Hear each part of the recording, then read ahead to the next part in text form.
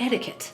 So many people don't even seem to understand this word anymore. Definitely sounds like some kind of fancy French word. But why would you tie this word in with anything real estate related? I mean, after all, isn't it he who fights the hardest wins? Well, today we're talking all things counteroffer when it comes to the word etiquette. And yes, it really does matter if you use it. I'm gonna walk you through the vital step in this real estate dance to help you navigate your next successful closing. And it starts right now.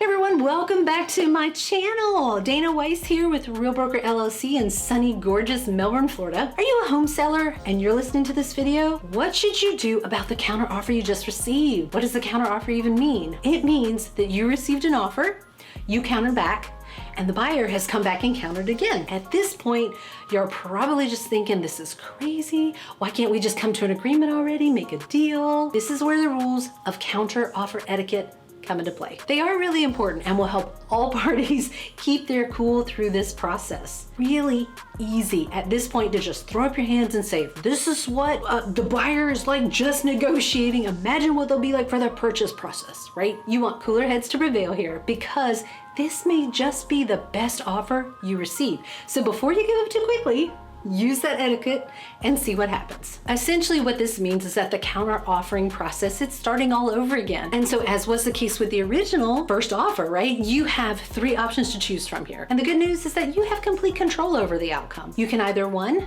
accept this new counter offer as it is, which means you have a fully executed contract from the point that you signed. You can reject the counter offer and return to the position that you were in before you ever even received an offer or counter offer. Or you can three, counter the counter offer and send it back to the buyers to see if they will now accept it on their end. The choice is entirely up to you, and you should really be leaning and relying heavily on your realtor during this process. Now, obviously, not much needs to be said if you picked number one, accept it, or two, reject it. If you do decide to counter the counter offer, here are some do's and don'ts that we believe you should consider. Tip number one, do not take the counter offer personally, even though I know it feels like it's personal, but because this is your home, it's being pulled in different proverbial directions, right? This is actually not really about you or your home. I know it feels like it's personal, but I promise it's not. Most buyers are not trying to swindle you. They just want to feel like they're getting a good deal. So tip number two, so what do? Well, first, take those 5 deep breaths in,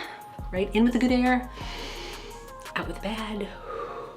This is when you'll need to act professionally and with as much grace as you can muster. Remember, you can still turn this into a sale, and ultimately that's what all sellers want. So just breathe. Tip number three, don't deal with a counter offer if you are emotional. It can be extremely difficult to keep your emotions in check. So my best advice is don't. Walk away and deal with the counter offer when you can come back with a fresh perspective and can proceed in a professional manner. Yes, this is your home, but it's also a business transaction for both sides. So consider going for a walk. If you're in my area, I'd say go to the beach, listen to the calm waves of the birds. You could also listen to some music, or my personal favorite, eat some dark chocolate. Do whatever helps you calm down and look at the situation from a calmer perspective. Tip number four, you want to be sure that you're working with your realtor to determine creative ways to make your counter offer attractive to the buyer. I mean, you want the buyer to like it and accept it, and if they feel like anything is amiss, they won't be inclined to accept. Your realtor does this professionally and can probably come up with some solutions you may never even dream of yourself. After all, that's why you have a realtor, so use them. Tip number five,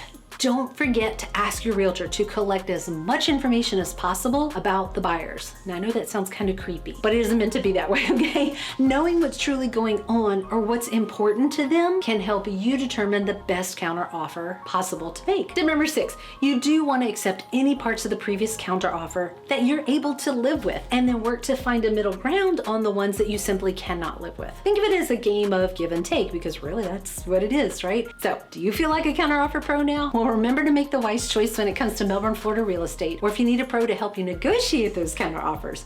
Good luck with your sale. Remember, stay calm, focused, and get busy turning lemons into lemonade. See you next video.